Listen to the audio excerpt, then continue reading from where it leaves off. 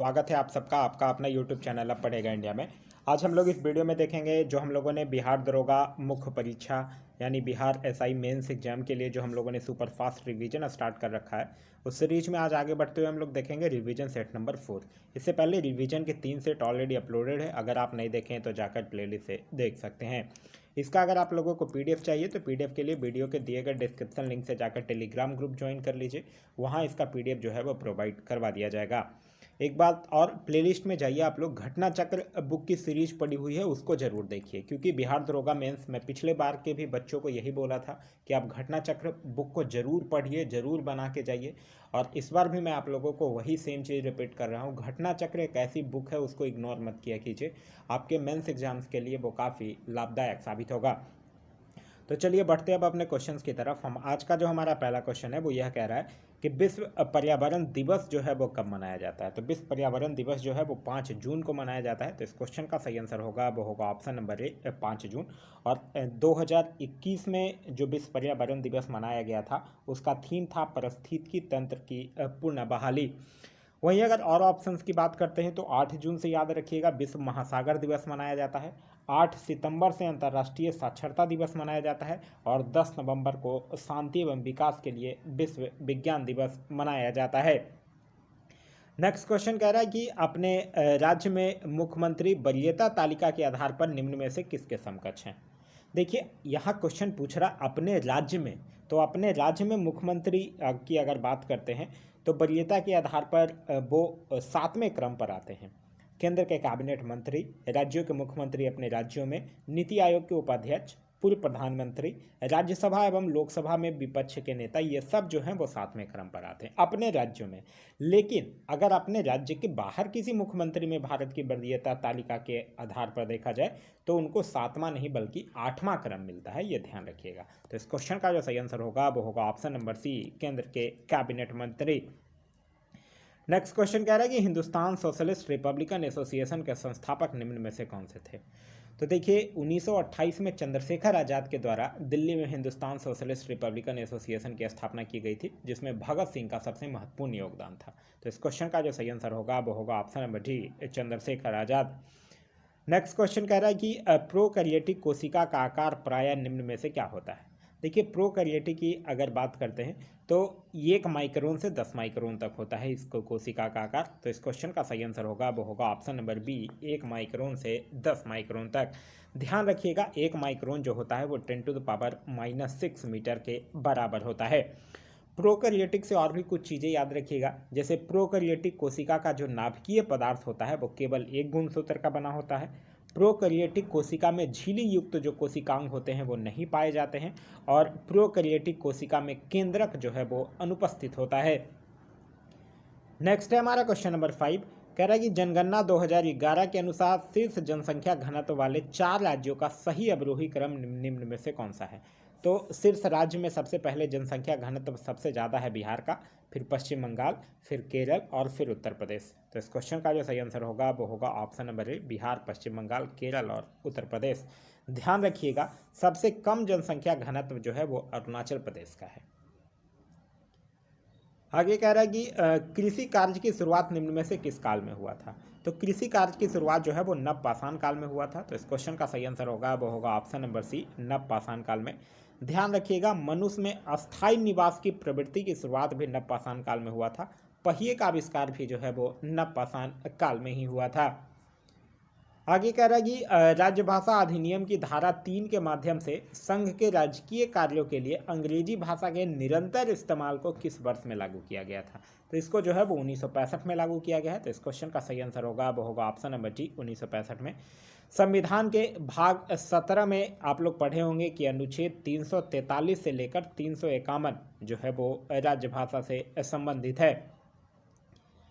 Next है कि शिवाजी एवं राजा जयसिंह के बीच पुरंदर की संधि जो है वो किस वर्ष हुई थी। तो पुरंदर की संधि जो है वो 1665 में हुआ था। तो इस क्वेश्चन का सही आंसर होगा वो होगा ऑप्शन नंबर बी, 1665 में।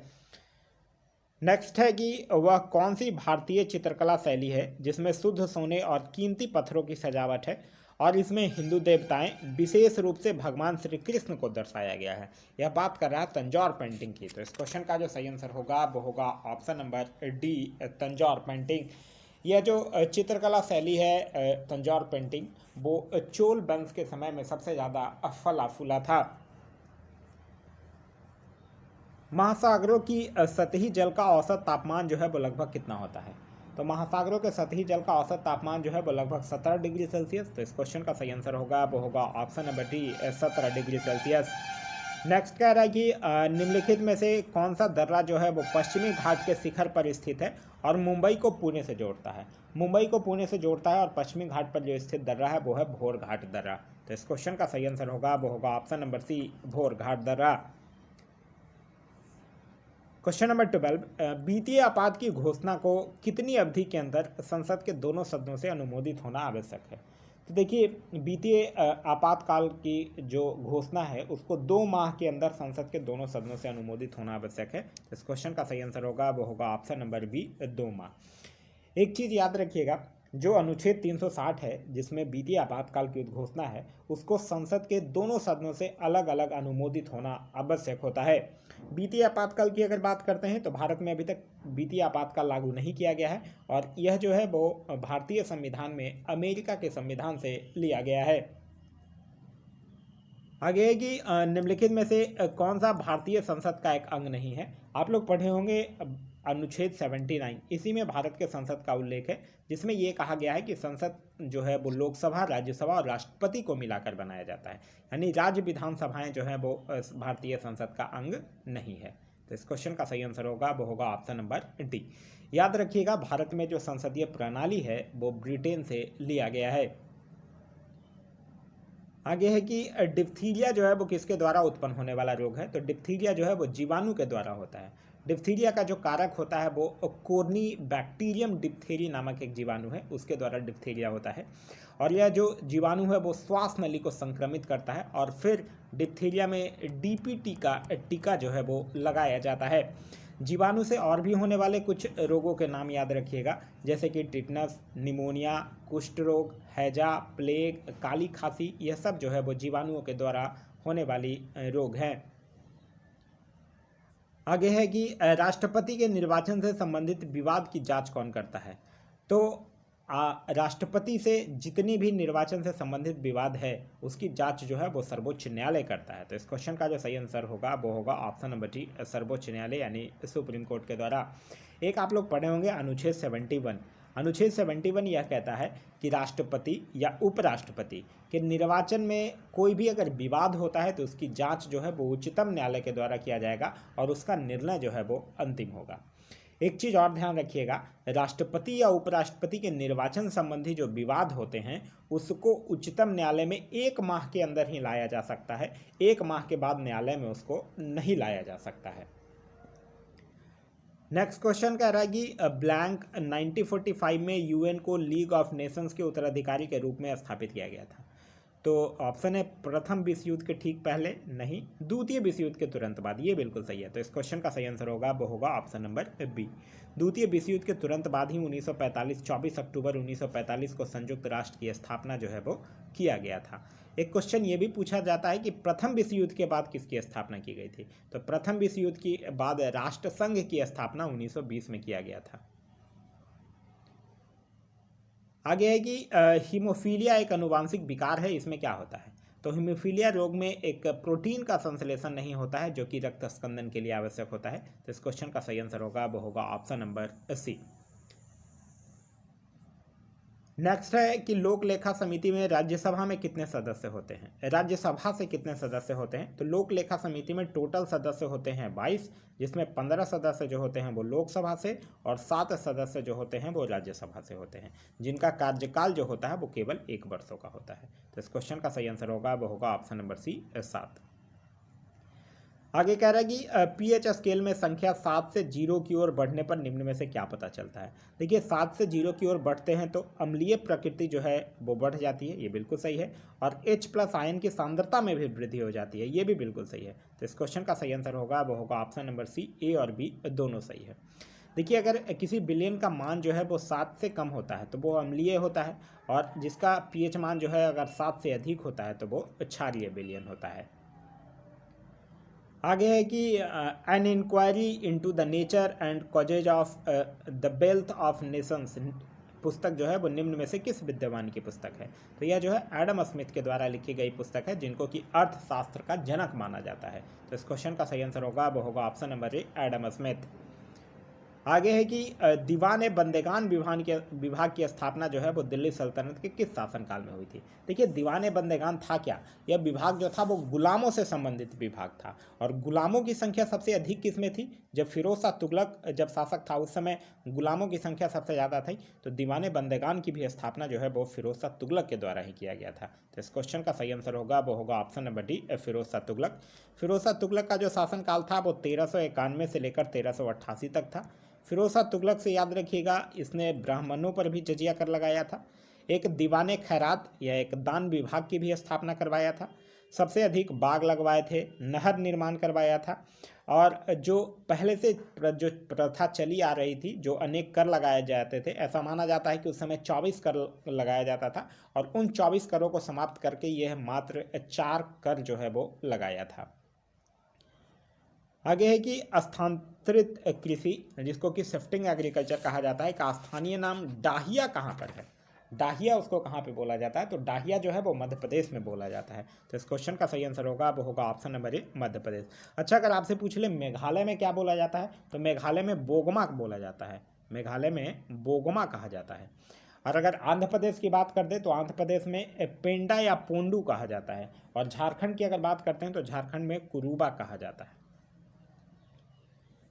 नेक्स्ट है कि स्वतंत्र भारत में देश की प्रथम औद्योगिक नीति की घोषणा जो है वो किस वर्ष की गई थी? तो स्वतंत्रता के बाद जो प्रथम औद्योगिक नीति की घोषणा है वो 6 अप्रैल 1948 को, जब केंद्रीय उद्योग मंत्री थे डॉक्टर श्यामा प्रसाद मुखर्जी, उनके द्वारा किया गया था। तो इस क्वेश्चन का सही आंसर होगा वो होगा option number B, 1948।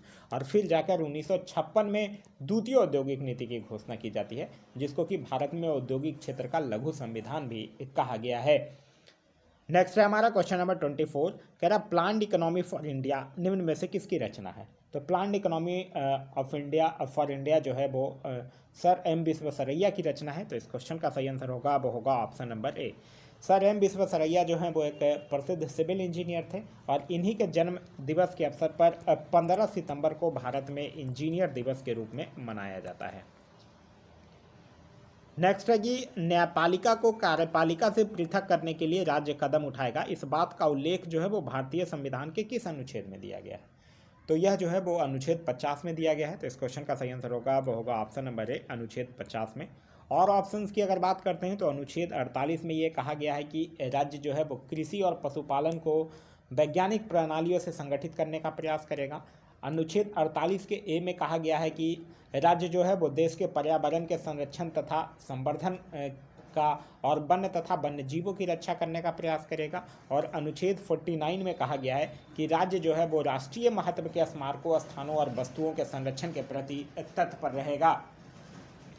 Next question है क्वेश्चन नंबर 26, भू राजस्व के लिए अस्थायी बंदोबस्त प्रणाली जो है वो किसके द्वारा लाया गया था? तो अस्थायी बंदोबस्त प्रणाली जो है वो लॉर्ड कॉर्नवालिस के द्वारा 1793 में लाया गया था। तो इस क्वेश्चन का सही आंसर होगा वो होगा ऑप्शन नंबर ए, लॉर्ड कॉर्नवालिस के द्वारा। अस्थायी बंदोबस्त व्यवस्था में एक्चुअली होता क्या था कि भू राजस्व का जो 89% होता था वो ब्रिटिश सरकार को प्राप्त होता था, और 11% जो है वो जमींदार को प्राप्त होता था। कह रहा है भारत के उस स्थान का नाम बताइए जहां शून्य मील का पत्थर यानी 0 माइल स्टोन देखा जा सकता है, जिसमें बलुआ पत्थर से बने 4 घोड़े युक्त एक स्तंभ की आकृति बनी हुई है। तो यह नागपुर में बना हुआ है। भारत का जो 0 माइल स्टोन है वो नागपुर को माना गया है, और यह जो है वो ग्रेट ट्रिग्नोमेट्री सर्वे के दौरान 1907 में लगाया गया था। तो इस क्वेश्चन का सही आंसर होगा वो होगा option number D, Nagpur. Next है कि भारत में श्रीहरिकोटा द्वीप जो है वो किस राज्य के तट पर अवस्थित है? तो श्रीहरिकोटा द्वीप जो है वो आंध्र प्रदेश के तट पर अवस्थित है। तो इस क्वेश्चन का सही आंसर होगा वो होगा option number B, Andhra Pradesh. और यहीं पे सतीश धवन अंतरिक्ष केंद्र जो है वो श्रीहरिकोटा द्वीप पर ही स्थित है। और यह जो श्रीहरिकोटा द्वीप है यह पुलिकट झील को बंगाल की खाड़ी से अलग करता है। नेक्स्ट क्वेश्चन है 29, कह रहा भारत के महान्यायवादी का कार्यकाल जो है वो निम्न में से क्या है? तो महान्यायवादी जो होते हैं उनके पद का उल्लेख जो है वो अनुच्छेद 76 में किया गया है। इनकी नियुक्ति जो है वो राष्ट्रपति करते हैं और यह जो है वो राष्ट्रपति के प्रसाद प्रयत्न पद धारण करते हैं। तो इस क्वेश्चन का सही आंसर होगा वो होगा ऑप्शन नंबर डी, राष्ट्रपति के प्रसाद प्रयत्न। एक अनुच्छेद आप लोग पढ़े हैं, अनुच्छेद 88। अनुच्छेद 88 यह कहता है कि महान्यायवादी को भारत सरकार के किसी भी न्यायालय एवं संसद के सदनों में उपस्थित होकर भारत सरकार के पक्ष प्रस्तुत करने का अधिकार जो है वो दिया गया है। नेक्स्ट है कि निम्न में से कौन अधातु है जिसका द्रव्यांक यानी कि मेल्टिंग पॉइंट एवं क्वथनांक यानी कि बॉइलिंग पॉइंट जो होता है वो उच्च होता है। देखिए, अगर सामान्य रूप से देखा जाएगा तो जो अधातु होता है नॉन मेटल, उनका जो मेल्टिंग पॉइंट और बॉइलिंग पॉइंट होता है वो निम्न होता है, ना कि उच्च होता है। लेकिन हीरा जो है वो इसका एक एक्सेप्शन है। तो इस क्वेश्चन का सही आंसर होगा वो होगा ऑप्शन नंबर ए, हीरा। आगे है कि निम्न में से किस देश का दक्षिणी विस्तार सबसे अधिक दक्षिण की ओर है। तो देखिए, ऑप्शंस के अकॉर्डिंग देखिएगा, मालदीव, मलेशिया, म्यांमार, इंडोनेशिया। तो इंडोनेशिया का जो दक्षिणी विस्तार होगा वो सबसे अधिक होगा। इंडोनेशिया जो है वो एशिया के दक्षिण पूर्व और ऑस्ट्रेलिया के उत्तर पश्चिम में स्थित एक अंतर महाद्वीपीय देश है और यह क्षेत्रफल की दृष्टि से विश्व का सबसे बड़ा द्वीपीय देश भी है। तो इस क्वेश्चन का सही आंसर होगा वो होगा ऑप्शन नंबर डी, इंडोनेशिया। आगे है कि निम्न में से कौन जो है वो सबसे बाद में प्रधानमंत्री पद पर आए थे। H D. Deve Gowda, P V. Narasimha Rao, I K. Gujral और चंद्रशेखर। देखिए, आप लोग पढ़े होंगे कि 1984 में श्रीमती इंदिरा गांधी की हत्या हो जाती है।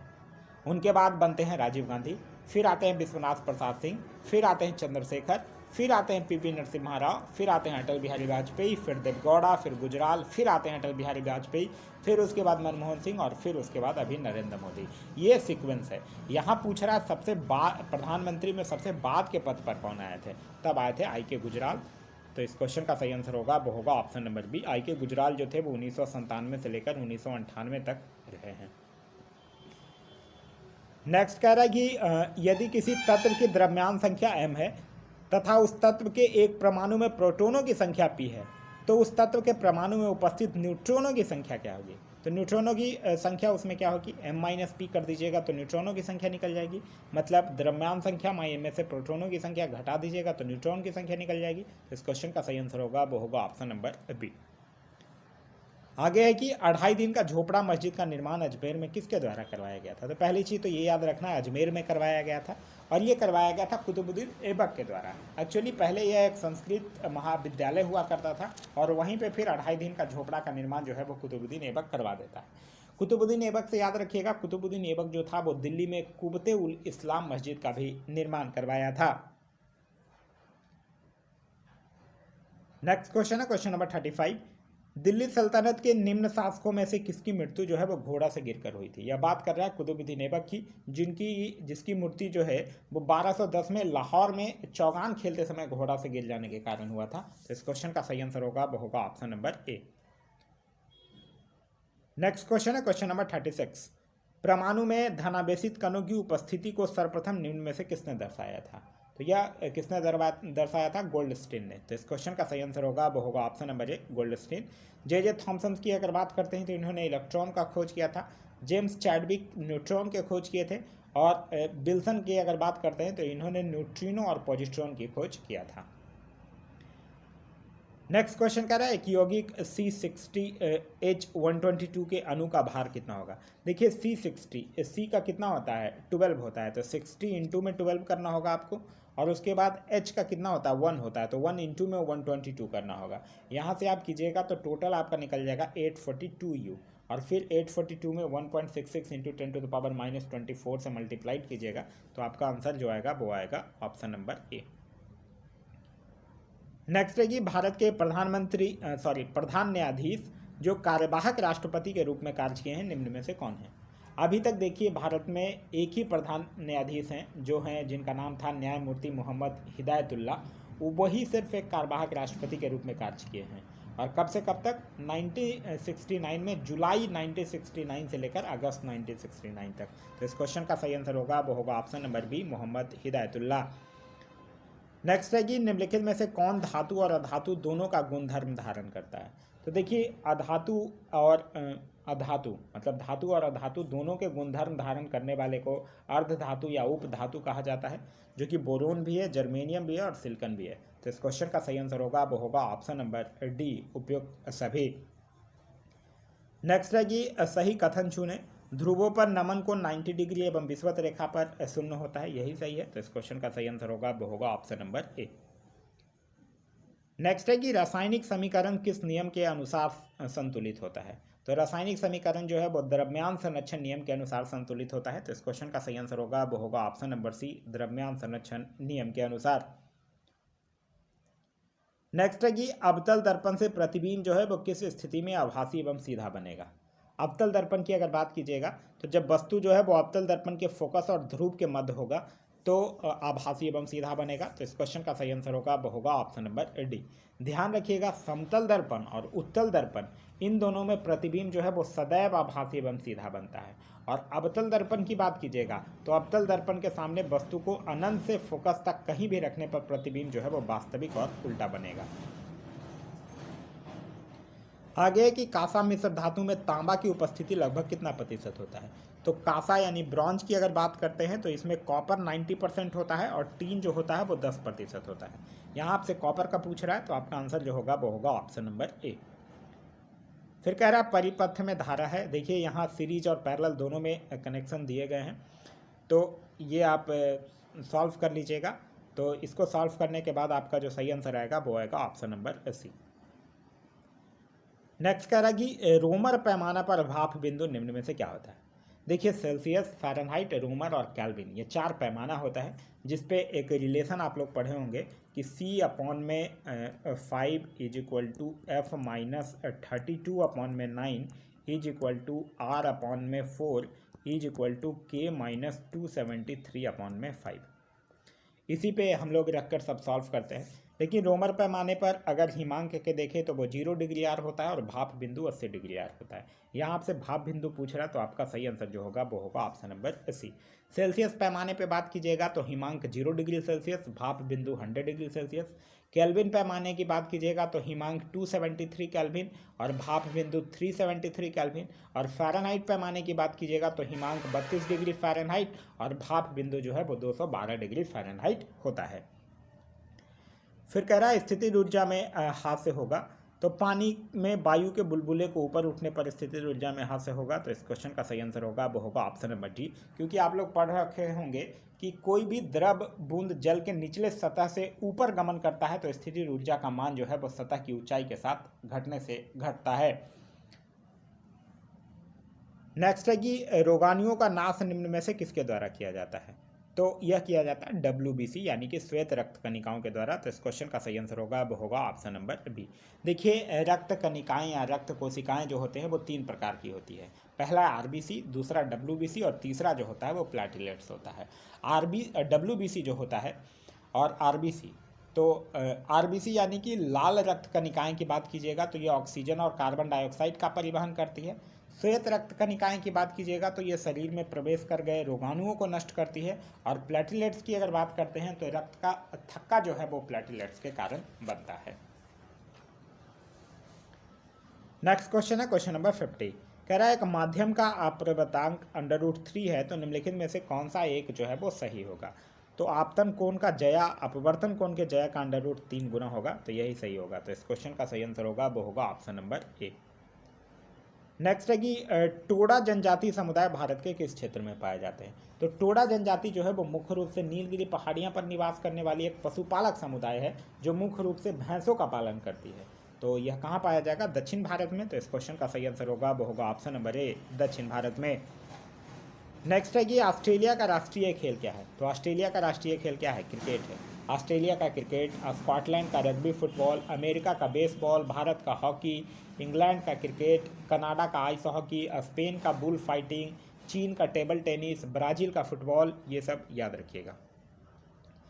आगे है मार्मागुआ बंदरगाह जो है वो किस राज्य में स्थित है। तो मार्मागुआ बंदरगाह जो है वो गोवा में अरब सागर के तट पर जुआरी नदी के मुहाने पर स्थित है जो कि लौह अयस्क निर्यात के लिए प्रसिद्ध है। तो इस क्वेश्चन का सही आंसर होगा वो होगा option number B, Goa. Next question कह रहा है कि जब कोई विधेयक जब लोकसभा द्वारा पारित कर दिया जाता है लेकिन राज्यसभा में लंबित है, उस समय यदि लोकसभा विघटन हो जाता है तो उस विधेयक पर क्या प्रभाव पड़ेगा। देखिए क्वेश्चन ध्यान दीजिएगा, एक क्वेश्चन पूछा जाता है लोकसभा द्वारा पारित कर दिया गया है, ध्यान रखिएगा। तो जब भी कोई साधारण विधेयक अगर लोकसभा के द्वारा पारित कर दिया गया है और राज्यसभा में लंबित है तो अनुच्छेद 108 के उपबंधों के अधीन लोकसभा के विघटन पर समाप्त हो जाएगा। तो इस क्वेश्चन का सही आंसर होगा वो होगा ऑप्शन नंबर बी, विधेयक जो है वो समाप्त हो जाएगा। नेक्स्ट रहेगी राष्ट्रपति की पदावधि का उल्लेख जो है वो किस अनुच्छेद में किया गया है। तो पदावधि का उल्लेख जो है वो अनुच्छेद 56 में है। अनुच्छेद 56 में यही कहा गया है कि राष्ट्रपति पद ग्रहण की तारीख से 5 वर्ष की अवधि तक पद जो है वो धारण करेंगे। तो इस क्वेश्चन का सही आंसर होगा वो होगा ऑप्शन नंबर बी। सॉरी। अनुच्छेद 55 में की अगर बात करते हैं तो इसमें राष्ट्रपति के निर्वाचन की रीति का उल्लेख किया गया है। अनुच्छेद 57 में राष्ट्रपति जो है वो पुनः निर्वाचन के लिए पात्र होते हैं और अनुच्छेद 58 में राष्ट्रपति जो है वो निर्वाचित होने के लिए जो अर्हताओं दिया गया है उसका उल्लेख किया गया है। आगे है कि 1953 में गठित राज्य पुनर्गठन आयोग के अध्यक्ष निम्न में से कौन थे। तो 1953 में जब राज्य पुनर्गठन आयोग गठन किया गया था तो उसके अध्यक्ष थे सैयद फैजल अली, और यही फिर 1955 में अपनी रिपोर्ट सौंपते हैं और कहते हैं कि भारत को 16 राज्य और 3 केंद्र शासित प्रदेशों में बांट दिया जाना चाहिए। लेकिन फिर इनके रिपोर्ट में कुछ चेंजिंग किया जाता है और चेंज करने के बाद जो राज्य पुनर्गठन अधिनियम 1956 आता है उसके द्वारा देश को 14 राज्य और 6 केंद्र शासित प्रदेश में बांट दिया जाता है। तो इस क्वेश्चन का सही आंसर होगा वो होगा option number A, Syed Faizal Ali.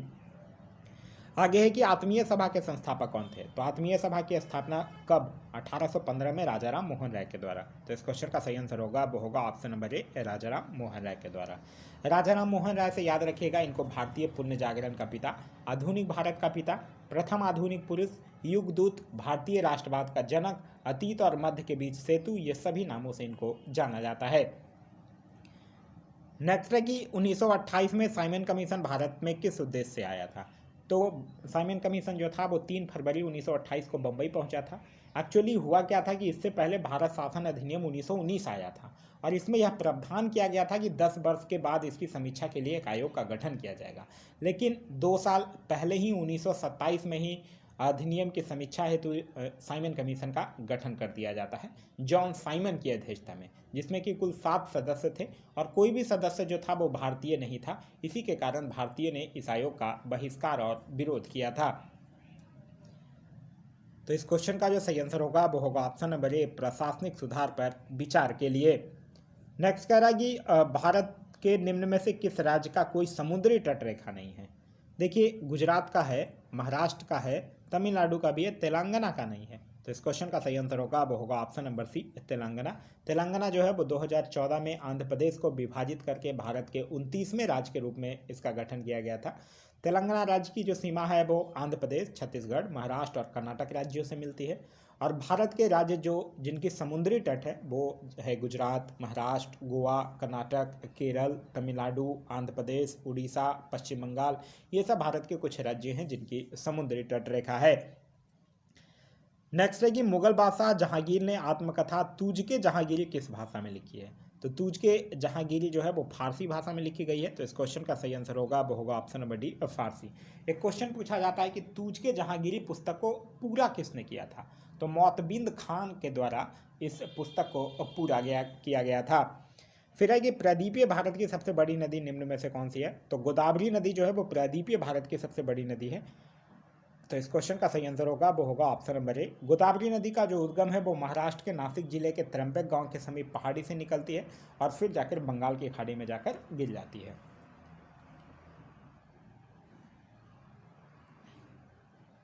आगे है कि श्री सैलम परियोजना जो है वो किस नदी पर अवस्थित है। तो श्री सैलम परियोजना जो है वो कृष्णा नदी पर अवस्थित है। ये एक्चुअली आंध्र प्रदेश और तेलंगाना राज्य में बना गया है। देखिए नागार्जुन सागर परियोजना, अलमाटी बांध परियोजना, श्री सैलम परियोजना, तेलुगु गंगा परियोजना, ये सब जो है वो कृष्णा नदी पर स्थित है। तो इस क्वेश्चन का सही आंसर होगा वो होगा ऑप्शन नंबर सी, कृष्णा नदी पर। नेक्स्ट क्वेश्चन है कि विशाल गिलहरी किस राज्य का राजकीय पशु है। तो विशाल गिलहरी जो है वो महाराष्ट्र का है, तो इस क्वेश्चन का सही आंसर होगा वो होगा ऑप्शन नंबर ए महाराष्ट्र का। हरियाणा की अगर बात कीजिएगा तो याद रखिएगा नीलगाय जो है वो हरियाणा का राजकीय पशु है। और हिमाचल प्रदेश की अगर बात कीजिएगा तो याद रखिएगा हीम तेंदुआ जो है वो हिमाचल प्रदेश का राजकीय पशु है। आगे कह रहा है कि निम्न में से कौन जो है वो चतुराईपूर्ण निष्क्रियता की नीति के साथ जुड़ा हुआ है। तो जॉन लॉरेंस जो है वो चतुराईपूर्ण निष्क्रियता की नीति से जुड़ा हुआ था। आगे कह रहा है कि भारत में स्थानीय स्वास्थ्यसाई संस्थाओं के प्रति सजगता दिखाने के लिए निम्न में से किसे जाना जाता है। तो यह बात कर रहा है लॉर्ड रिपन के। लॉर्ड रिपन के प्रस्ताव को ही स्थानीय स्वशासन संस्थाओं को मैग्ना कार्टा कहा जाता है। तो इस क्वेश्चन का सही आंसर होगा वो होगा option number B Lord Ripon. आगे है कि एल्बर्ट बिल विवाद निम्न में से किससे संबंधित था। तो यूरोप के लोगों के मामलों की सुनवाई करने के लिए भारतीय न्यायाधीशों पर लगाई गई पाबंदी को हटाया जाना ही एल्बर्ट बिल विवाद था। तो इस क्वेश्चन का सही आंसर होगा वो होगा ऑप्शन नंबर सी। नेक्स्ट है कि नीलगिरी संरक्षित जैविक क्षेत्र का विस्तार जो है वो किन राज्यों में है। तो नीलगिरी संरक्षित जैविक क्षेत्र का विस्तार जो है वो तमिलनाडु, केरल और कर्नाटक में है। तो इस क्वेश्चन का सही आंसर होगा वो होगा option number C, Tamil Nadu, Kerala और कर्नाटक में है। ध्यान रखिएगा भारत में 18 जैव विविधता संरक्षित क्षेत्र है और भारत का पहला जैव विविधता संरक्षित क्षेत्र जो है वो नीलगिरी जैव विविधता संरक्षित क्षेत्र ही है, जिसको कि 1986 में घोषित किया गया था। आगे कि भारत में दीपोर बिल रामसार साइट जो है वो किस राज्य में स्थित है। तो दीपोर बिल रामसार साइट जो है वो असम राज्य में स्थित है। तो इस क्वेश्चन का सही आंसर होगा वो होगा ऑप्शन नंबर ए असम में। याद होगा आप लोगों को कि 1971 में ईरान के रामसार नामक स्थान पर आर्द्र भूमियों के संरक्षण के लिए एक सम्मेलन किया गया था, जिसको कि रामसार सम्मेलन कहा गया है। लेकिन ध्यान रखिएगा भारत जो है वो इसमें 1982 में शामिल हुआ है। एक क्वेश्चन और भी पूछा जाता है कि अंतर्राष्ट्रीय आर्द्र भूमि दिवस कब मनाया जाता है। तो ध्यान रखिएगा 2 फरवरी को मनाया जाता है। आगे है कि 1857 ईस्वी के विद्रोह के एक नेता लियाकत अली ने इस विद्रोह का नेतृत्व किस स्थान पे किया था। तो लियाकत अली जो है वो इलाहाबाद में किए हैं। तो इस क्वेश्चन का सही आंसर होगा वो होगा ऑप्शन नंबर ए इलाहाबाद। 10 मई 1857 को मेरठ से 1857 की क्रांति का शुरुआत हुआ था। इलाहाबाद में लियाकत अली। लखनऊ की अगर बात कीजिएगा तो बेगम हजरत महल। आरा की अगर बात कीजिएगा तो कुंवर सिंह। और बरेली की अगर बात कीजिएगा तो खान बहादुर खान। नेक्स्ट है कि दक्षिण अमेरिका महादेश का एक प्रमुख देश ब्राजील की राजधानी कहाँ है। तो ब्राजील की राजधानी है ब्राजीलिया। तो इस क्वेश्चन का सही आंसर होगा वो होगा option number B. Buenos Aires की बात कीजिएगा तो ये अर्जेंटीना की राजधानी है। सेंटियागो जो है वो चिली की राजधानी है और क्विटो जो है वो इक्वाडोर की राजधानी है। नेक्स्ट है कि केनिया, तंजानिया एवं युगांडा में पाए जाने वाले एक प्रमुख जनजाति निम्न में से कौन सी है। तो ये जनजाति को बोला जाता है मसाई जनजाति। तो इस क्वेश्चन का सही आंसर होगा वो होगा ऑप्शन नंबर सी मसाई जनजाति। अगर बूसमैन की बात कीजिएगा तो बूसमैन जनजाति जो है वो कालाहारी मरुस्थल में पाया जाता है। बद्दू जनजाति की बात कीजिएगा तो यह अरब मरुस्थल में पाया जाता है। और किर्गिज जनजाति की बात कीजिएगा तो यह मुख्य रूप से पामीर पठार वाले जो क्षेत्र है किर्गिस्तान उसमें पाया जाता है। नेक्स्ट है कि वुड डिस्पैच निम्न में से किस क्षेत्र से संबंधित था। तो वुड डिस्पैच जो है वो भारत में अंग्रेजी शिक्षा से संबंधित था। तो इस क्वेश्चन का सही आंसर होगा वो होगा ऑप्शन नंबर डी। नेक्स्ट है कि अशोक के शिलालेखों में प्रयुक्त लिपि निम्न में से कौन सा था। तो ब्राह्मी लिपि का भी किया गया था, अरमाई का भी और खरोष्टी का भी। तो इस क्वेश्चन का जो सही आंसर होगा वो होगा ऑप्शन नंबर डी उपयुक्त सभी। नेक्स्ट है कि हड़प्पा सभ्यता से संबंधित सही तथ्यों की पहचान कीजिए। नगरीय सभ्यता, आधे ऐतिहासिक सभ्यता और कांस्य युगीन सभ्यता। तो यह तीनों सभ्यता थी। तो इस क्वेश्चन का सही आंसर होगा वो होगा ऑप्शन नंबर डी। नेक्स्ट है कि जैन धर्म के निम्नलिखित तीर्थंकरों का क्रम पहले से बाद के आधार पर चुने। संभवनाथ की अगर बात करते हैं तो यह जैन धर्म के तीसरे तीर्थंकर थे। ठीक है। पार्श्वनाथ की अगर बात करते हैं तो पार्श्वनाथ जो थे वो जैन धर्म के 23वें तीर्थंकर थे, महावीर 24वें और अरिस्टनेमी की अगर बात करते हैं तो ये 22वें तीर्थंकर थे। अब इसको अगर आप अरेंज करते हैं तो आपका सही आंसर जो होगा वो होगा ऑप्शन नंबर सी। नेक्स्ट है कि इनमें से कौन सी संस्था जो है वो भारत में बीमा उद्योग को विनियमित करने, बढ़ावा देने और उसका क्रमिक विकास सुनिश्चित करने के लिए जिम्मेदार है। यह बात कर रहा है IRDAI, मतलब कि insurance regulatory and development authority, जिसकी स्थापना जो है वो 1999 में किया गया था। मल्होत्रा समिति की सिफारिश पे ध्यान रखिएगा। नेक्स्ट क्वेश्चन है क्वेश्चन नंबर 77। कह रहा मोहम्मद बिन तुगलक के शासनकाल में भारत की यात्रा पर आने वाले इब्न बतूता जो था वो किस देश का था। इब्न बतूता जो था वो मोरक्को का एक यात्री था जिसको कि मोहम्मद बिन तुगलक जो है वो दिल्ली का काजी नियुक्त करता है। इसने अपनी एक यात्रा वृत्तांत भी लिखता है रेहला नाम से। नेक्स्ट क्वेश्चन है क्वेश्चन नंबर 78। कह रहा हड़प्पा सभ्यता के निम्न में से किस स्थान से हल की टेरिकोटा प्रतिकृति जो है वो प्राप्त हुई है। तो यह हुआ है बनवाली से। तो इस क्वेश्चन का जो सही आंसर होगा वो होगा ऑप्शन नंबर डी, बनवाली से। बनवाली जो है वो हरियाणा के हिसार जिले में रंगाई नदी तट पर अवस्थित है, जिसकी खोज जो है वो 1973-74 में R.S. बिष्ट के द्वारा किया गया था। लोथल की अगर बात करते हैं तो याद रखिएगा लोथल से बंदरगाह एवं गोदीवाड़ा का साक्ष्य मिला है। धौलावीरा की अगर बात करते हैं तो यहाँ से 10 बड़े आकार के संकेतों से युक्त लिपि युक्त एक शिलालेख मिला है। और कालीबंगन से बात करते हैं तो यहाँ से जुते हुए खेत के साक्ष्य मिले हैं। नेक्स्ट है कि लॉयस के क्षेत्र बेल्लारी निम्न में से किस राज्य में स्थित है। तो बेल्लारी जो है वो कर्नाटक राज्य में स्थित है। तो इस क्वेश्चन का सही आंसर होगा वो होगा ऑप्शन नंबर ए, कर्नाटक में। फिर कह रहा है कालबेलिया नृत्य जो है वो मुख्य रूप से किस राज्य का है। तो कालबेलिया नृत्य जो है वो राजस्थान का नृत्य है, जिसमें कि महिलाओं के द्वारा प्रस्तुत किया जाता है। तो इस क्वेश्चन का जो सही आंसर होगा वो होगा ऑप्शन नंबर ए, राजस्थान का। इसके आगे मैथ्स का क्वेश्चन है। मैथ्स के क्वेश्चंस और सॉल्यूशन जो है वो पीडीएफ में अटैच कर दिया गया है। पीडीएफ के लिए मैं आप लोगों को ऑलरेडी बता चुका हूँ। अगर आप लोग को इसका पीडीएफ डाउनलोड करना चाहते हैं तो वीडियो के डिस्क्रिप्शन में व्हाट्सएप ग्रुप का भी लिंक दिया गया है और टेलीग्राम ग्रुप का भी लिंक दिया गया है। दोनों में से कोई भी ग्रुप आप ज्वाइन कर लीजिए, वहाँ इसका पीडीएफ जो है वो प्रोवाइड करवा दिया गया है। वीडियो पसंद आ रहा है तो अपने दोस्तों के साथ शेयर करना ना भूलें। इससे कुछ सीखने के लिए मिला तो एक लाइक ज़रूर कर दें। अभी तक चैनल पे नए हैं या चैनल को सब्सक्राइब नहीं किया है तो चैनल को सब्सक्राइब कर लीजिए और साथ ही साथ बेल आइकन दबा लीजिए ताकि हमारे सारे वीडियो के नोटिफिकेशन जो है वो आपको मिलते रहें। Thanks for watching.